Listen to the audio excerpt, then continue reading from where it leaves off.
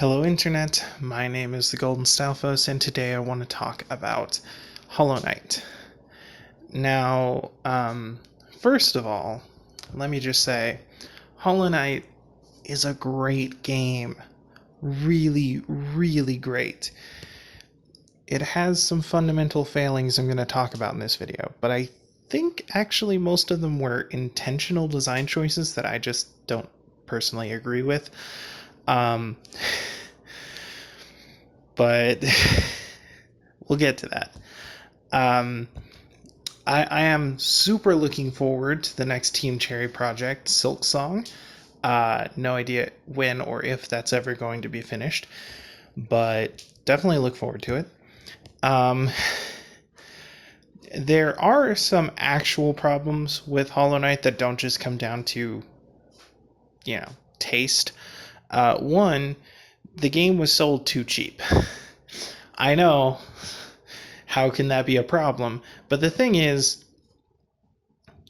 when you buy a game, you're paying for your experience, right? Like, you're paying for the amount of enjoyment you get. And when you sell a game, you're trying to get back the amount of money that is equal to the amount of work you put in. And a bit extra so that you can make the next thing, right? So you can fund your next project. And Hollow Knight should have sold for $40 so that they could build a bigger company, a bigger studio, and make that next project even bigger and better. But it sold for less than $20. And that's that's a problem that Team Cherry is going to have to deal with in the long term, is that, they don't have as much funding or resources for their next project because they didn't ask for as much money for their first project. And I think that because games like Hollow Knight are so cheap, a lot of people will assume that no indie project should ever cost more than that, because no indie project could ever give as much value as Hollow Knight. But Hollow Knight should have cost more, and another indie game that is of similar quality and scope should also cost more. So, yeah, that, I mean, yeah, I just, creators like that, developers who are trying to make great projects, deserve to have a foothold that they can, use to step forward. And maybe that viewpoint is selfish because I hope to eventually be one of those people. But, just in general, I think breaking into the industry should be easier than it currently is, because, Jesus Christ, it's a hard industry to break into. But yeah. So there's that. But it's also possible that they thought the product wouldn't be worth a larger price tag until after all the DLC was out. And then by then, the base game had already been out for so long that they couldn't really justify raising the price. I don't know. My assessment of the value does include the DLC. Like, with the DLC, it is definitely worth $40 at least. It doesn't cost anywhere near that much, but it should. Yeah. So what are the problems with Hollow Knight? And again, these aren't things that I think these aren't things that Team Cherry overlooked in their development. They're things that I disagree with, right? So Team Cherry has made a number of specific design choices in order to make Hollow Knight more difficult than other games in its genre. And I disagree with that because I think that, well, some of these design choices weren't necessary for making the game more difficult. Some of them just, add frustration.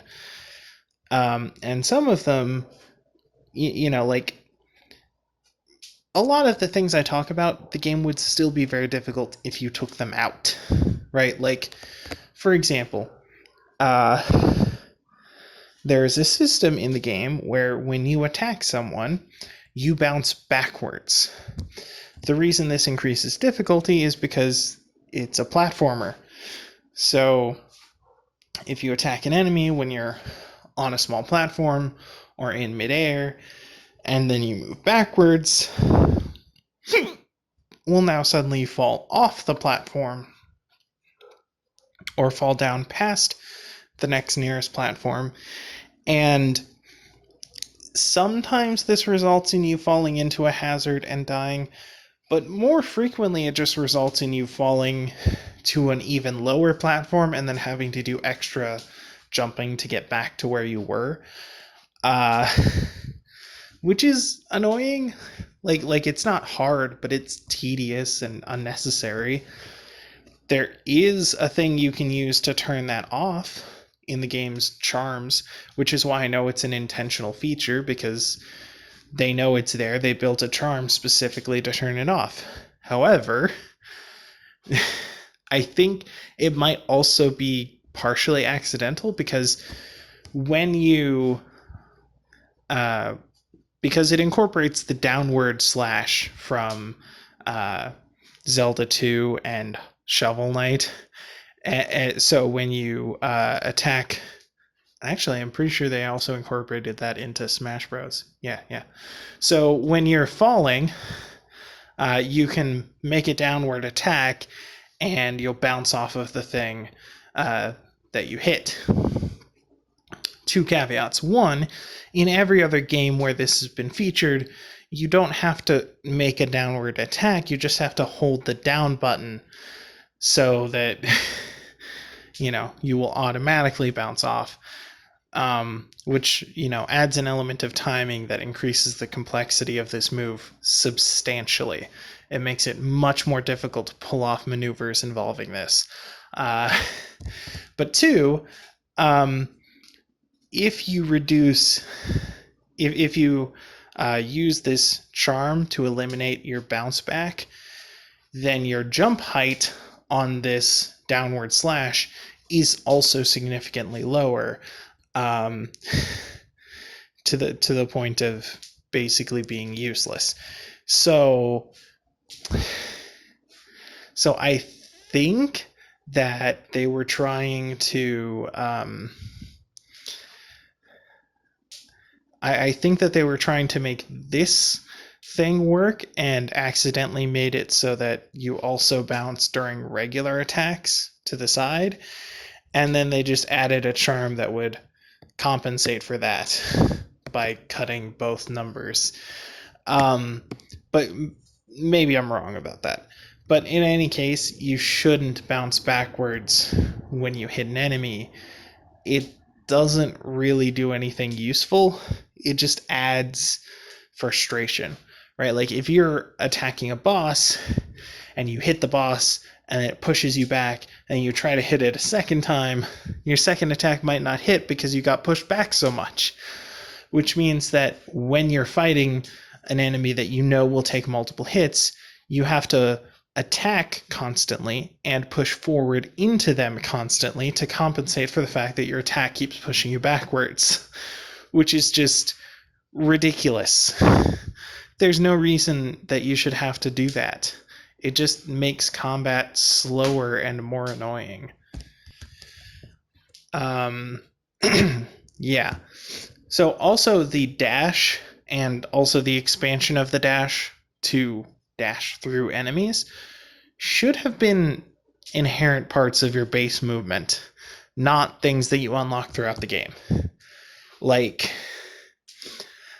the combat system in this game is very complex and involves a lot of precision and movement, but without the dodge through enemies thing, you basically have no good way to avoid attacks, like, at all. Like, there's no other quick way to get through an attack. You have your regular walking back and forth animation, which, won't always be sufficient. And I just think, like, a lot of these bosses were built so that you would use the dash through ability to, avoid certain attacks. And I feel like it would have made a lot more sense if you were using that ability from the beginning of the game so that you could get used to it and use it consistently throughout those battles. Having them as mid-game unlocks is weird and doesn't really, lead to mastery in the same way. And also it makes it really annoying to replay the game, because when you first start, you don't have your dash, so you have to go through the whole first section of the game until you get your dash, and just feel very, very annoyed the whole time because you want to be able to dash, but you can't. And then afterwards, you have to go much further and through many other challenges in order to get the ability to dash through enemies, which, again, should have been the game's default method of dodging, but it isn't, because it's unlocked like 3/4 of the way through the game. I mean, you can get it sooner once you know where it is, but, yeah, it's weird. On a related note, charms. Oof. Okay, so first of all, there are certain charms that you can only get by doing certain things. For example, there are 2 charms associated with Grim Troop, but you can only ever have one of them at a time. You get one from completing the Grim Troop, and you get another one from banishing the Grim Troop. But that means you won't ever have a single character who has all the possible charms, which is annoying to people who like completing things. I mean, as far as the game's concerned, those 2 charms are equal to each other, but they're not. Like they serve completely different functions. And, if you wanted to be able to run a build that had either of them, well, you can't. You have to choose one. So, yeah. Also, there are many charms that shouldn't exist. Like, the charm that reduces your knockback. You should just not have knockback. There's a charm that lets you see your position on the map. Why is that a charm? Why can't I just use the map the way every map has ever been used ever? Well, what is this?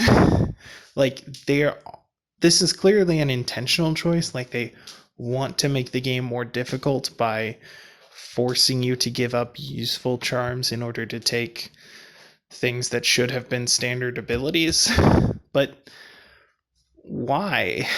Like, people will just ignore the standard abilities in order to get the thing that's useful. So just let them have the standard ability as well. Why not? I mean, is being able to see yourself on the map really just like, a game-breaking thing that you just have to balance around? No, it's not. It's basic navigation. It should have been built in. Why do you need a charm for that? That's dumb. Also, many of the charms serve the exact same purpose. But, like, why? There are 3 different versions of the charm that replaces all of your masks with blue ones that can't be regenerated the normal way. But you have more than normal. Now, their effects do stack if you want to equip multiples, I guess. But why do we need 3 versions of the same charm? What's the point of that? Especially since there is another charm in the game that increases your health without turning them into blue things. Now, true, that charm is initially breakable, but you can pay an NPC to make it unbreakable, so I mean, it's a stupid amount of money to make those upgrades, but you know, by the end game you do have a stupid amount of money, so why not? uh it just kind of goes on like that, like some of them are really interesting. Like, oh, this one applies uh, a dot effect to the general area around you. It's really small, but it's there. And this other one creates a spore cloud that dots everything around you when you heal. And you can combine them to make a stronger dot when you heal. Cool. Those are interesting. Those are, worth a spot or two. But then there's like 3 different versions of the charm that lets you absorb soul more easily. Why? Like, I don't. Why? Why are there 3 of them? Is someone actually going to equip all 3 of them to have the effects stack? No, they won't, because, like, one, they aren't worth it because there are other charms that are in the same price range and are much more useful, or cost to equip is what I meant when I said price range. Um, and, you know, even if someone does want to generate soul faster, they'll probably, instead of getting the thing that increases soul, they'll use the thing that increases attack speed because, that increases your soul and your damage. you know? Um, so, like, I can understand having one for that, but you don't need 3 different versions, you know? Similarly, there are, a handful of different charms that increase your spell effectiveness. There are like 3 different versions of increasing spell effectiveness. Like, one of them makes spells cheaper, and one of them, I think, makes them cast faster or something. But again, they all like double up. Like, there are like 2 or 3 of the one that makes spells cheaper. Why? you know, um, it's weird. I feel like they just wanted to have more things for the player to collect, so they made more iterations of the charms because they couldn't figure out which one they thought was, the most balanced one to include. So they just figured, we'll give a couple different versions of the balance and let players decide which one they want to use. But, like, that's dumb. Just include one version. Like, I realize that makes your list smaller, especially if you also take out the things that should have been inherent upgrades, like seeing yourself on the map. But there's all, like, your current roster of charms is pretty huge, and it doesn't really need to be that huge. And, like, some of the other upgrades could have been put instead of charms. For example, there are 3 upgrades to your soul, but your soul upgrades in chunks of 3, whereas your masks upgrades in chunks of 4. You could have done soul as chunks of 4 as well, and then you'd have 3 extra collectibles to hide around. You could have had more grubs. You could have had a 3rd kind of collectible besides the grubs. You could have, had more masks available, or made the player start with fewer masks so that you could expand more, Like, as a new player in the game, I didn't think that the starting number of masks was particularly interesting. It was just kind of what I was with, what I was given. But as someone who's played the game several times now, I think you start with probably too many masks. Like, you could have just started with 3, like in a Zelda game, and it would have been fine, and then you could have used the rest for collectibles. Um, Especially since several of the masks are bought and several of the charms are bought. And, you know, you could have had it so that important items like the tram pass and the keys are purchased, but, more general things like charms and upgrades are found in the world. Maybe a couple of them could be purchased. Like, there is that one NPC whose whole thing is charms, so maybe leave her the same. But everyone else, like there's no reason that Sly needs to have charm notches and mask shards and all that stuff. Like, you could have hidden those in the world to increase your collectible count instead of hiding those in his inventory. Um, and in that way, you could have more meaningful things to collect besides charms. But I don't know. At that point, you're changing a lot about the game. So I just think that some of the charms don't really serve a purpose and are only there because they needed to fill out the list more. And I feel like if you wanted to make your world feel like there's a lot of interesting collectibles to find, you could have done a better job. I mean, realistically, the map is insanely huge. And there's not interesting stuff in every corner of the map. There's interesting stuff in a fair number of places, but not actually everywhere.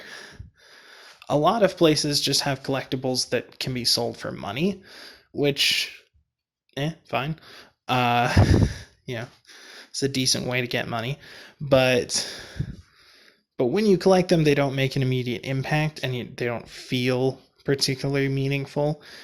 Um, and if you had less important items locked behind shops, then you wouldn't need to have those collectibles for money either, you know? Now, again, I think this is probably intentional. Like, they probably wanted the NPCs who sell you stuff to feel extra important because they sell you stuff. They probably wanted the world to feel large, huge and empty, and desolate and full of, vile creatures and shit. So they, spread those upgrades few and far between.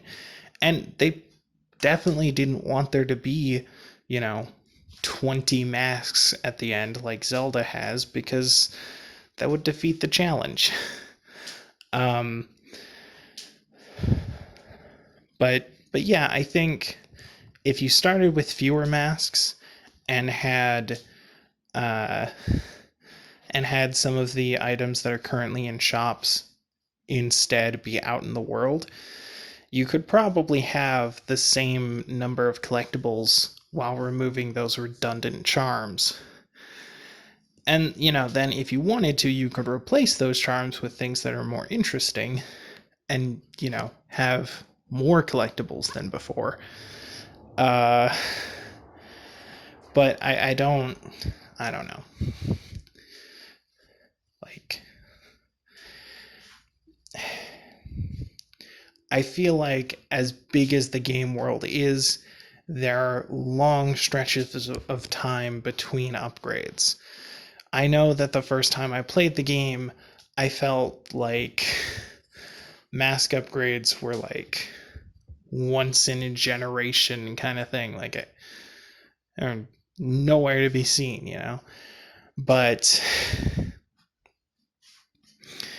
But yeah. Uh And this game is long, like partially because of the difficulty and partially because of the big map.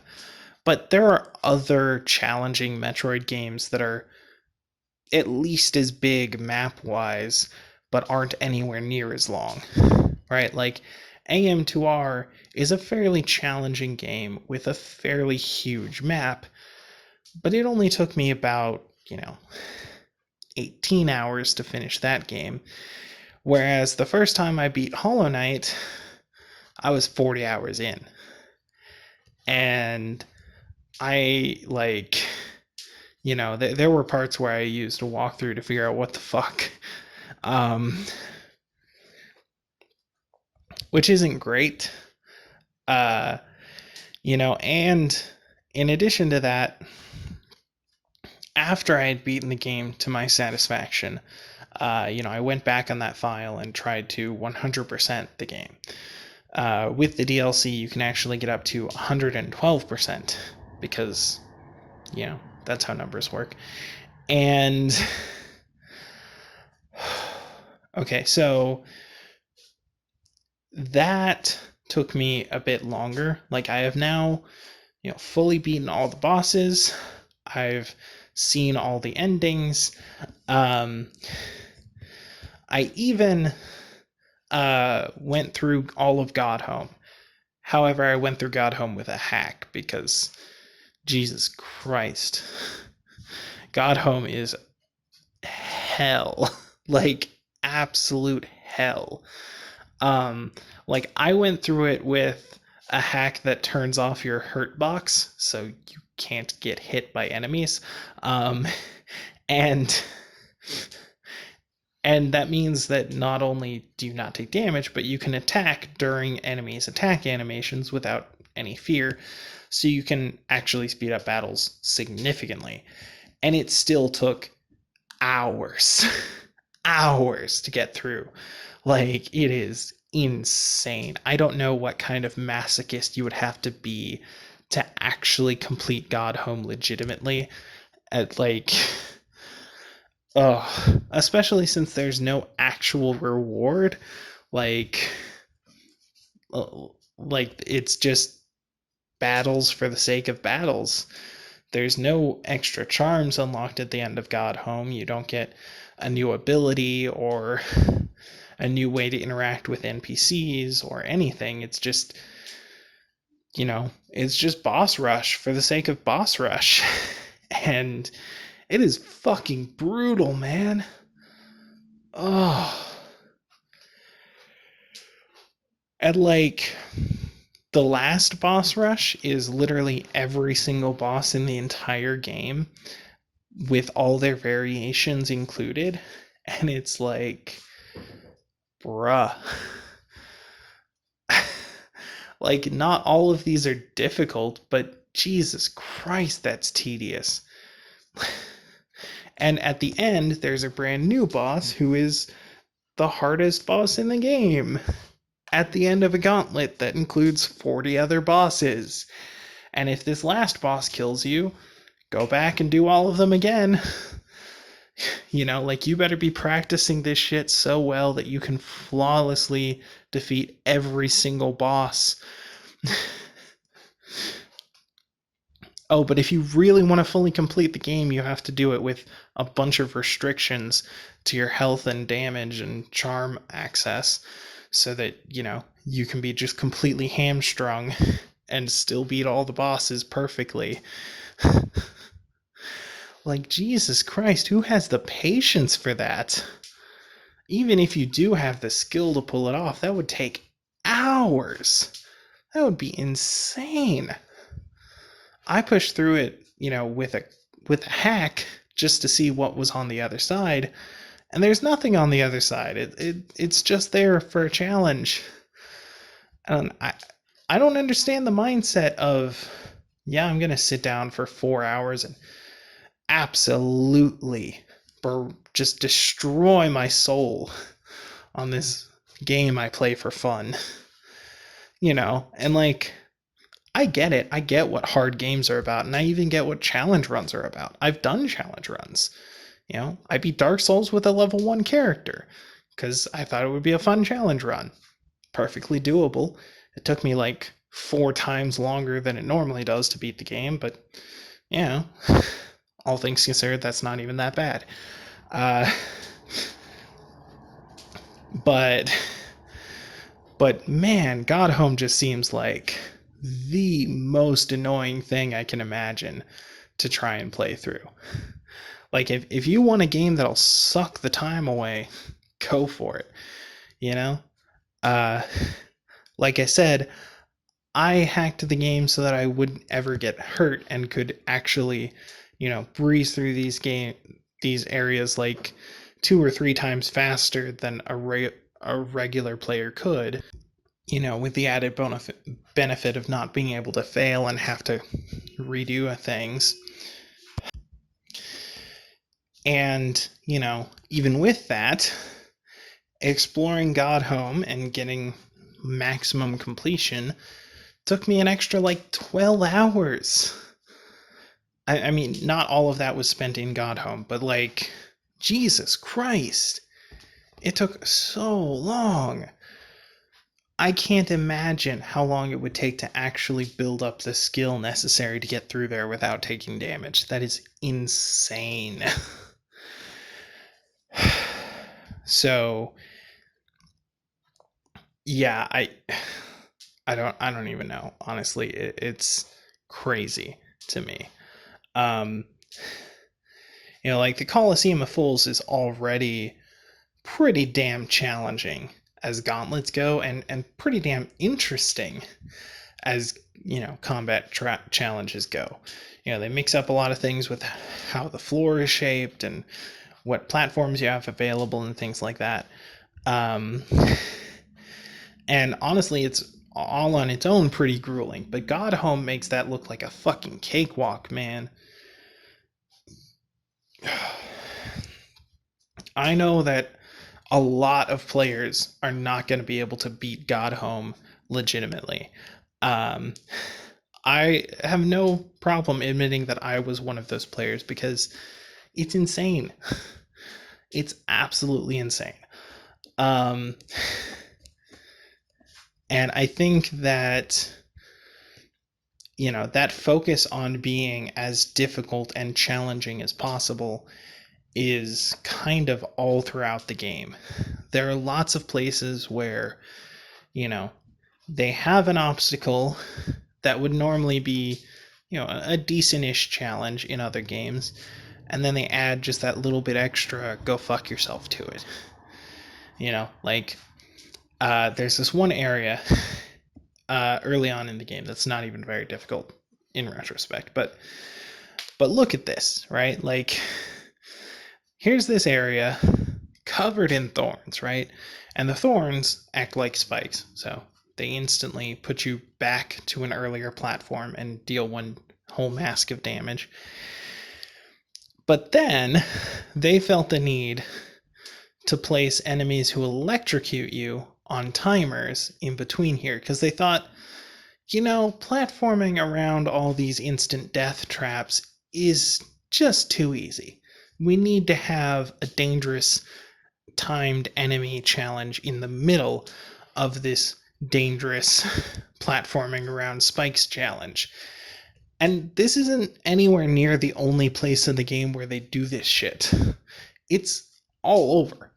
And it's really unnecessary. Like,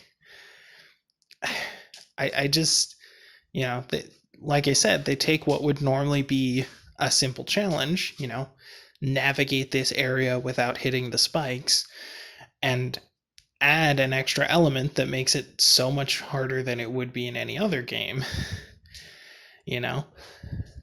And like I said, there are certain things about the core mechanics that are intentionally trying to make the game more difficult, like your bounce doesn't work the way it does in previous games. If you want to bounce in Shovel Knight, you hold down. If you want to bounce in Zelda 2, you hold down. If you want to bounce in, using Link in Smash Bros, you hold down. If you want to bounce in Hollow Knight, you make a specifically timed attack at the moment before impact. And if you miss your timing, then you fall and hit the thing you were trying to bounce on and take damage. And it's, you know, crazy. Especially when they build entire platform challenges around doing this, with the intention of you having to do this bounce repeatedly in order to get through. Now, it's worth noting that in several of these challenge locations, there are other ways to get through, like if you're going through this area and you have Yzma's Tear, you can use that to avoid the enemies and get past. If you're going through this area and you have the crystal heart thing that lets you whoosh, then you can just whoosh and not have to bounce on these enemies. But, this area is way earlier on in the game than either of those upgrades, and it's clearly intended that you will come here first and face this challenge. And it's hard as balls, because not only do you have to make that timed strike over and over and over again, but you have to, do it while switching enemies and, changing your angle with the enemy, and Jesus Christ, And then there's this one section in the Deep Nest where they have you do the same thing, bouncing off of centipedes. But look at this shit. You have to go up and around this block 3 times, and then when you get to the end, you have to bounce on top of an enemy who is moving upwards. And if you fail, then you don't just get hit and fall back. You have to go through this entire guy's hitbox, which is his whole body, which is super tall. It's ridiculous, and these challenges are put in here because they know that their system is extra hard, and they know that they're trying to appeal to an audience that wants everything to be extra hard, and I don't understand why. You can have a satisfying challenge without going out of your way to punish the player and make things feel extra hard, You can have a satisfying challenge that feels fair. That's why I love Dark Souls. And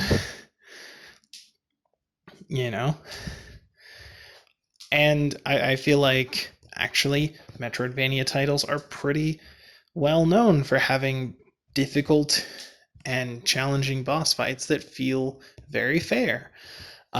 It's also worth noting that this game, unlike many other Metroid titles, is melee based, and it's really unfair to have ranged enemies when you don't have ranged attacks from the player.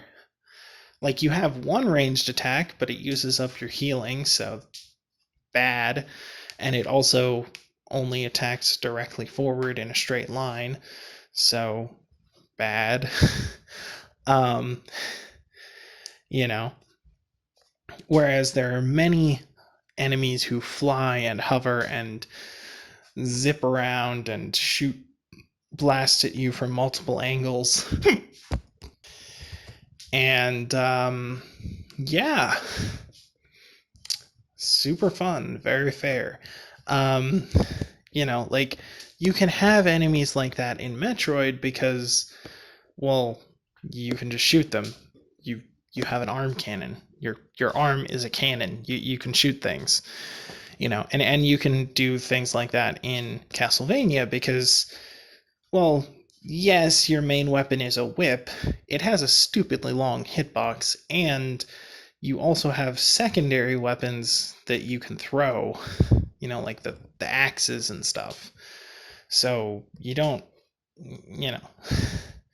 But also, Castlevania games are kind of notorious for being a little bit cheap with their enemy design and hitboxes and shit. And, being kind of frustrating with the way that you interact with enemies with, very limited healing and very long gauntlets and enemies that fly and shoot fire, and enemies that you can't actually attack because they're in the background, and you know, that kind of shit. Um, like Castlevania is notorious for that shit. It just is. Uh, also, like, this has nothing to do with Hollow Knight, but why does Castlevania get equal billing in the Metroid genre? Because it shouldn't.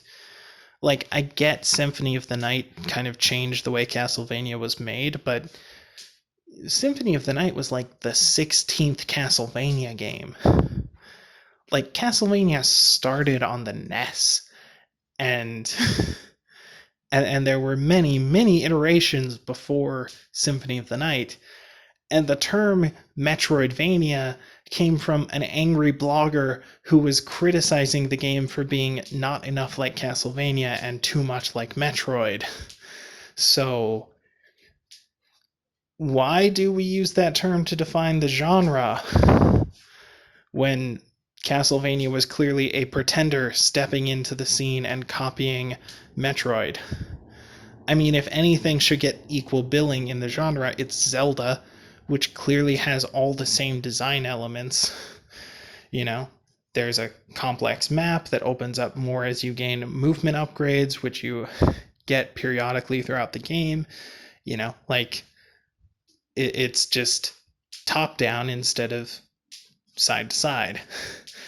And, I mean, yeah. Thank you for coming to my TED Talk. I don't think there's a good portmanteau of Zelda and Metroid. Zeldroid, Metroda. There's no good portmanteau. It's not. No, but still, like, Castlevania shouldn't get any billing on that. They didn't do shit. They stepped into the scene very late, and they didn't. No. I mean, honestly, I'd even accept you giving some credit to Mega Man, even though they don't have the open-ended map structure. Because, you know, Mega Man is a cheap knockoff of Metroid combined with a cheap knockoff of Astro Boy combined with not letting you aim even though it's a shooter. 10 out of 10, best game series ever. What the fuck is with the hype on that? Like, I know this is a dumb tangent, but like, who the fuck cares about Mega Man and why? The gameplay is so basic and shitty that you can't aim in a shooter. Like, Metroid 1 lets you aim. I mean, it was only 4 directions, but like, still. Jesus Christ. I mean, the original Contra had aiming. It's just so bad. Anyway, but yeah, I think Hollow Knight goes out of its way to appeal to the hardcore audience without really understanding that, you know, things can be hardcore without being intentionally unfair and punishing.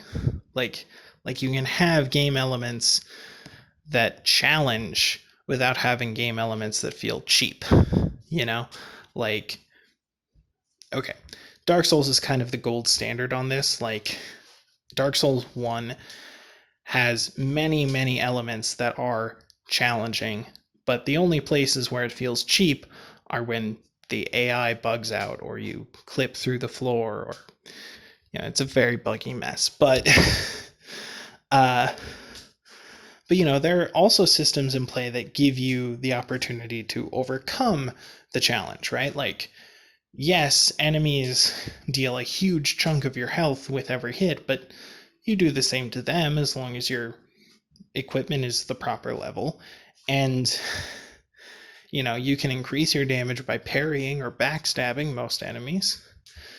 You know, like, if you walk into a big boss fight where you're likely going to be outclassed, chances are there's some trick to it, some way to mitigate that damage or circumvent it. A few different enemies in the early areas can be plunging attacked. They kind of forget about that partway through the game, but whatever. Uh, you know, you can always build a different way if you want to. Instead of doing sword and board, if you think that's not good enough, you can go for magic and make the game much simpler and easier. Um, and like, you can upgrade your health and you can upgrade your Estus flasks, and you can increase the number of Estus flasks you get, and you can add armor or subtract armor or change your weapons or, summon a friend or whatever. Like, there are hundreds of different ways to decrease the difficulty, and so the game, is balanced in that way. I mean, it's not perfect. There are certainly some methods of decreasing difficulty that are way more intense than others and just kind of unfair. But that's the goal, right? The goal is to have as many balanced options as possible. And Hollow Knight, I don't think, does that. Like, in theory, you can make a spell-based build, but not really, because spellcasting comes from the same resource as health regeneration, which, as we learned from Dark Souls 3, makes spellcasting kind of worthless. But then in addition to that, when you cast spells, the only way to get that resource back is to melee. So even if you do mostly rely on spells, you're still going to have to go into melee once in a while. And yeah. Also, there are only 3 spells, and they don't do anything really interesting. One is a direct, straightforward attack. One is an attack that hits everything vaguely above the character for a certain distance. And the other one is a downward attack. Like that's it. That's it. There's nothing complex or interesting. There's no cursing the enemies or making homing attacks or anything like that. Magic just isn't a viable option in this game. So all the charms that try to make magic more powerful are just kind of wastes. You're never going to put them to use because magic just isn't that good. And because it shares resources with healing, and because the only way to regenerate that resource is through melee attacks, and because the attack options with magic are so limited, there's just not really a point to using it. There are a couple of really interesting charms that in theory change the way that combat works, but in practice you're never going to use them because magic isn't good enough. And and so that means that basically every combat encounter is balanced around melee first, and sometimes you can, if you're a melee build and you don't need the healing, then you can cast a spell or two for some extra damage, but that's it. That's the full extent of it. Most of the boss rooms are too small to rely on distancing yourself from the boss, and most of the bosses are programmed to get up close and personal because, well, they use melee attacks and you use melee attacks, and that's how it's going to be. And like I mentioned earlier, even with these magic options, you can't really hit enemies that are at a diagonal from you or anything like that, so it doesn't really help you when clearing out flying enemies in platforming sections. There's just not much of a point to it. So, the game is based around being as hard as possible for melee builds, and it doesn't really consider any other builds being an option because they kind of aren't. Uh, and, when you take that stance of, okay, well, beating bosses is all about melee, then there's a clear choice about what the best charms are, right? Like, there's a charm that increases your attack speed. Obviously, best. Okay? There's a charm that increases your attack damage. Obviously, best. I mean, that one again starts out as breakable, but you can pay an NPC to make it unbreakable, so why wouldn't you? There are two different versions of the charm that makes your sword longer. They can stack, but you really should only use one of them. One of them you only get as a reward from beating a specific boss, so I guess it's kind of forgivable, but because that boss is optional. So, but honestly, I still think it's redundant to have two of the same charm. So if you want to have greater reach while attacking quickly and extra hard, then you'll take one of those. And that's it. Like that's it. There's a charm that increases your damage when you're at 1 health, but that also means you're 1 hit away from dying, and it doesn't increase your damage enough to be worth that unless you turn off your hitboxes after getting that low. At which point, you can get through enemies stupidly fast like that. And I wish I had thought of that during Godhome, but I didn't. But yeah, no, that it's not very useful. There's a charm that you can get that shoots energy blasts out of your sword when you are at max health. And if you have the Fury of the Fallen equipped, then it also does it when you're at 1 health. But that's it.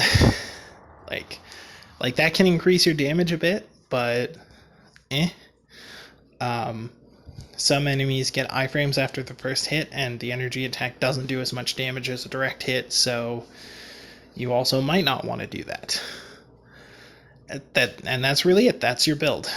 You can maybe equip some different things. If you have the space, you can get the thorn thing that attacks enemies when they deal damage to you, or the soul thing that lets you heal soul faster, so you can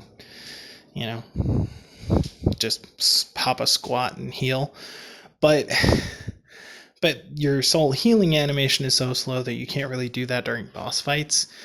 There is an option that makes it faster, but it costs way too many charm notches and still doesn't make it fast enough to be usable in combat, so who cares?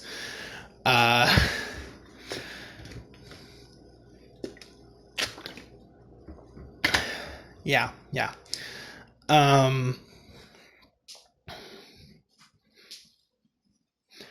And like when you get into a game and you say, oh, well, this is the best strategy, just do this, then that kind of negates the idea that the game is balanced around multiple strategies, right?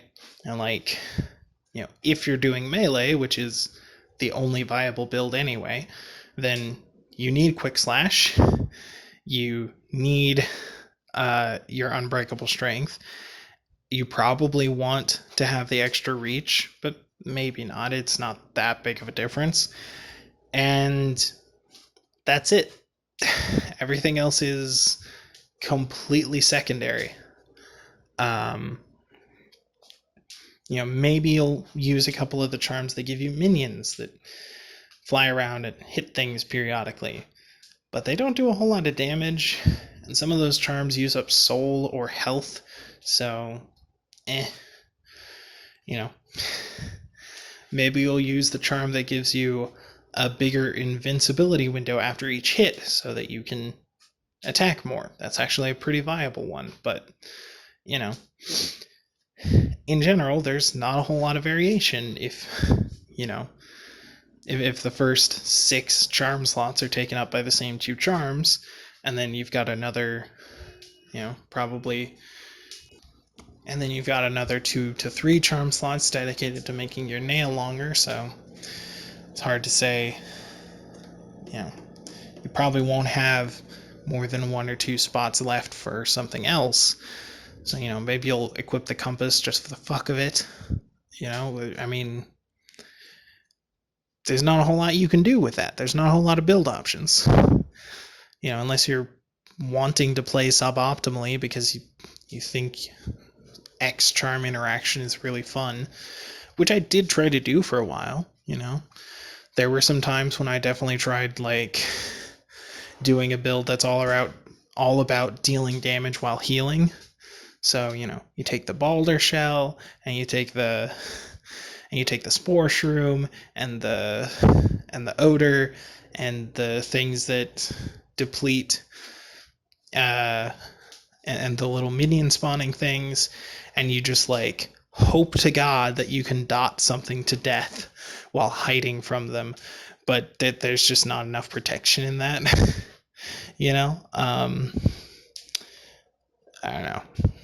I don't know.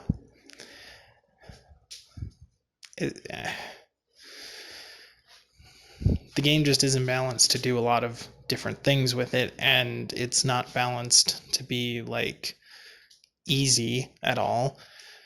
And sure, I was able to get through it even though I'm not the best at video games, but it took me so much longer than other games in the genre.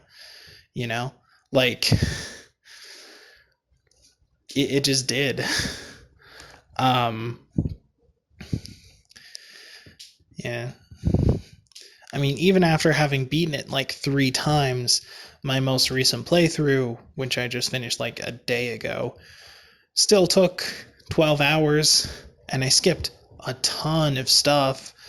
There were certain bosses and charms and upgrades that I just didn't get at all, because I just, wanted to do most of the interesting things and then get to the end, but even that just takes forever.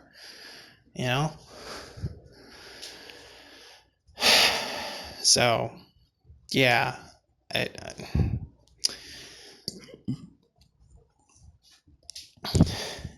it's a big game. There's a lot of great stuff in it. I especially love a lot of the NPC interactions. It's really cute and charming and dark and horrifying and real, except for some of the weird stuff like Mr. Mushroom Man. I don't know what his deal is. That's a really weird thing. And as someone who has 100% completed the game, 112% completed the game, I can say without a shadow of doubt, it is worth your time to play it. But it is intentionally hard. And sometimes it's intentionally hard in a way that is less challenging and more frustrating. And there are definitely some design elements that feel like they were just there to make the game sound bigger. And I don't think the game needs to sound bigger. It's okay. Your map is stupid huge. You can scale back on, the repetitive charms. But I don't know. That's just me. Maybe some people don't have a problem with the same things that I had a problem with, but yeah. Oh, also, one issue I have with the narrative, there are these 3 spirit guys who are protecting the Hollow Knight that you're trying to kill, but they all don't fight you when you reach them. Their masks are marked big and imposing on the map. When they first see you, they're like, GTFO, bro, don't come at us or we will come at you. But then when you come at them, they're just like, yeah, I'll just die, whatever. I don't know why. It's weird.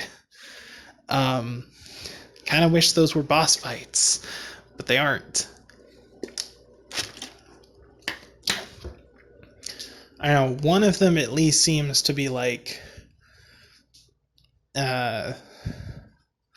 they kind of want to die. there's a character nearby who explains their motives, kind of, but like, I don't know, it still feels hollow. Like, I was, it's just weird. And also, all of the endings are kind of shit.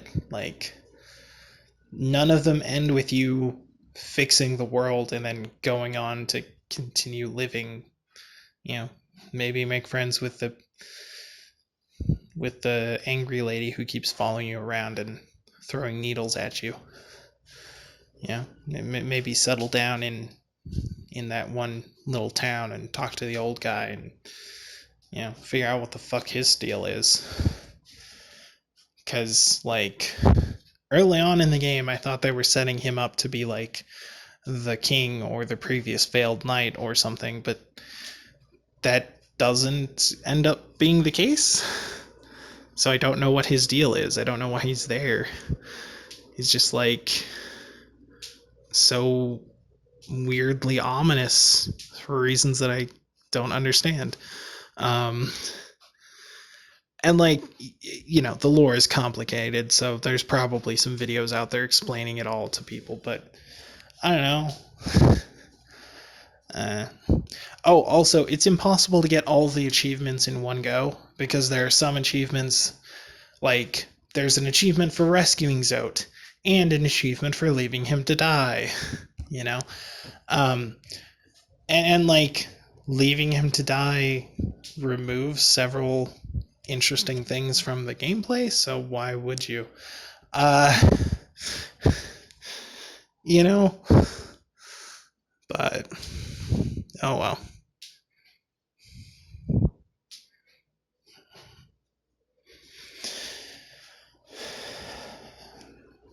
Yeah, anyway, that's the video.